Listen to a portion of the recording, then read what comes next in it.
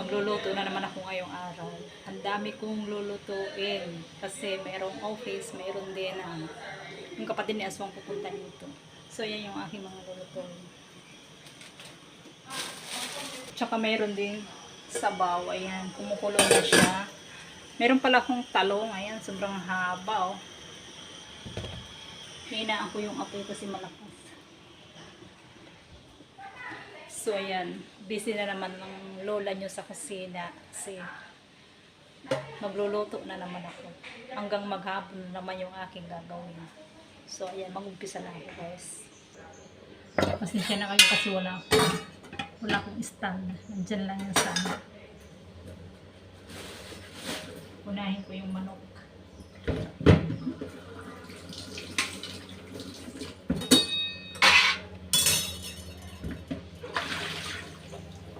Gagawin ko yung ginger chicken yung manok. Ito. Hiwain ko siya kasi ilalagyan ko siya ng luya. Yun lang yung ilalagay ko dyan, luya at saka sesame oil. Kasi siya na kayo sa aking video guys kasi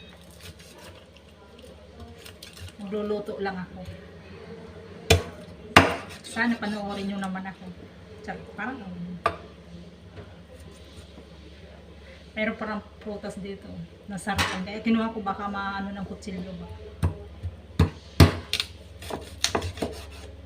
Takot ako maghiwa. Baka mahiwa yung kamay ko.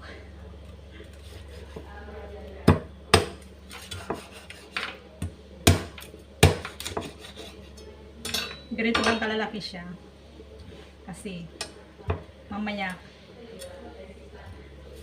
liliit pa yan pagka naluto na. Mukulo na pala yung aking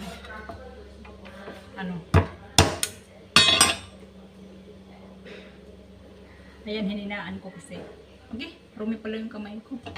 Okay, may buhok kasi na napunta dito Makati. Hininaan ko para hindi mabigla yung tubig, baka maubos.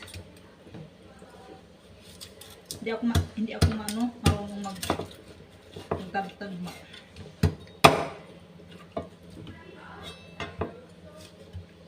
Ba, kati ng buhok. Okay. Pag nagtagtad ako guys, kasama yung labi ko nakagat. para bang yung lakas kasama doon sa pagkagat. Yan.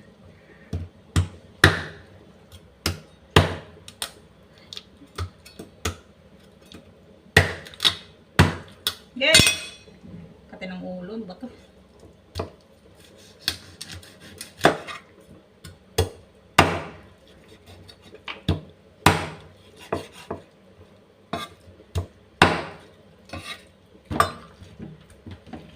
Marami pala, mga 4 na drumstick. Ganito, 4 na ganito. Kala ko kunti lang.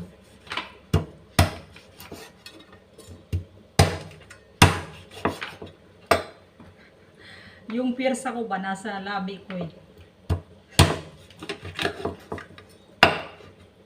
Hindi ako makapagtagtad ng hindi nakagat. Wala, ang dami ng dugo ng damit ko ba?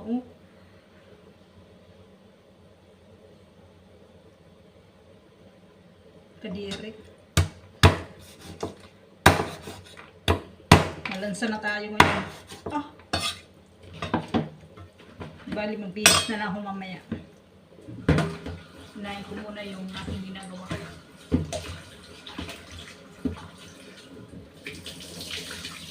Tapos lalagyan ko to siya ng mainit na tubig para matanggal yung lansa.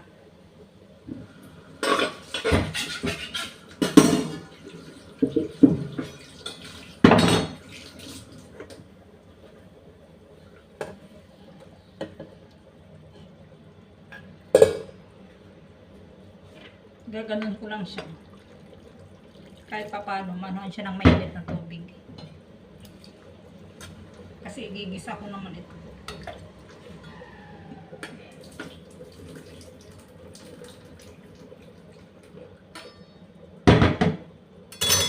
Naduguan yung aking damit ba?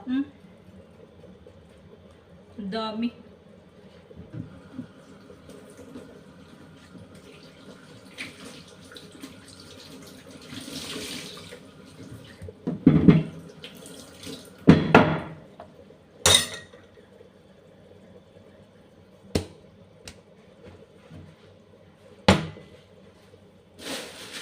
Meron pala akong talong dito, maliliit.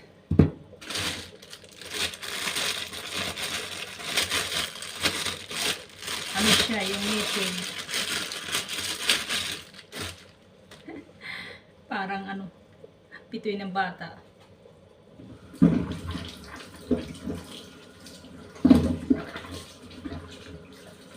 Organic siya. Kaya maliliit. Hindi siya katulad dito na haba.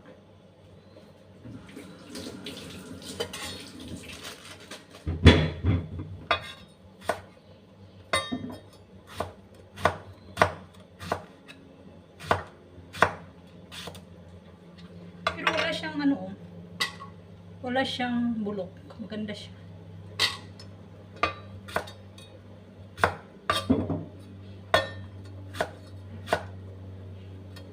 Maganda yung pagkabunga niya.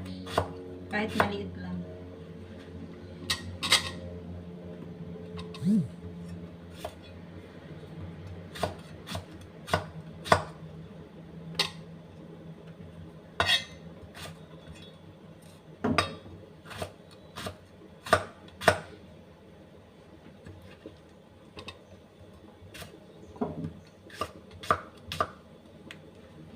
Ubusin ko na to pati yung malaki kasi ayan o, masira na siya. Iba na yung pagka ano niya.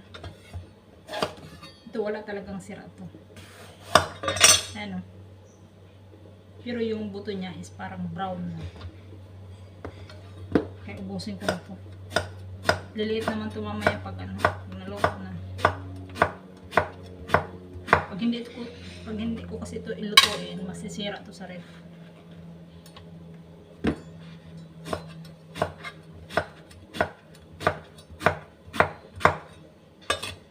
Pero ang dami niya oh.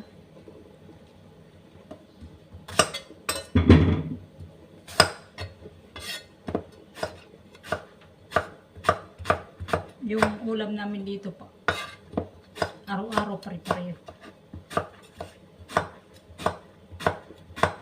Hindi man lang yung bumili ng ibang klase na ulam araw-araw ganyan.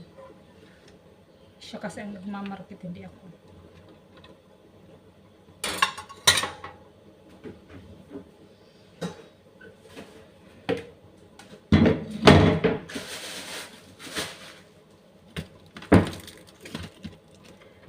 Yung repolyo galing sa Japan. Galing siya sa Japan. Siguro masarap kasi galing siya sa Japan.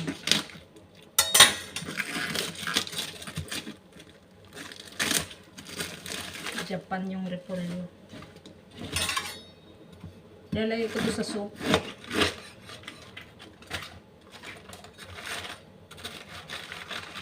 Para sa sabaw lang yan.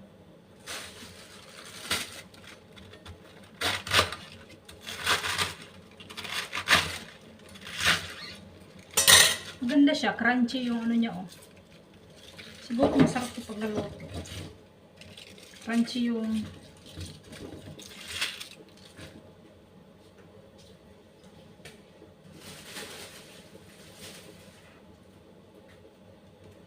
saka mayroon akong ano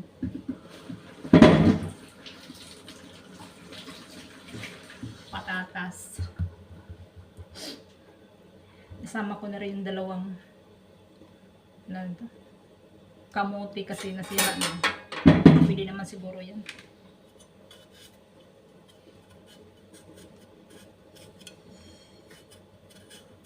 Samahan ko ng patatas kasi pag may patatas mas malasa.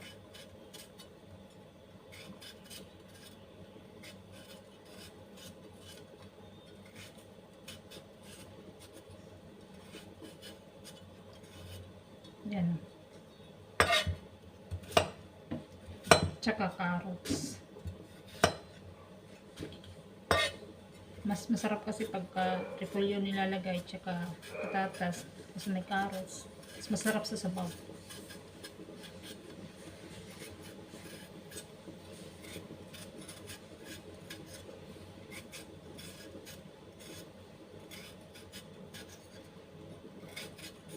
Parang hindi masarap yung potato.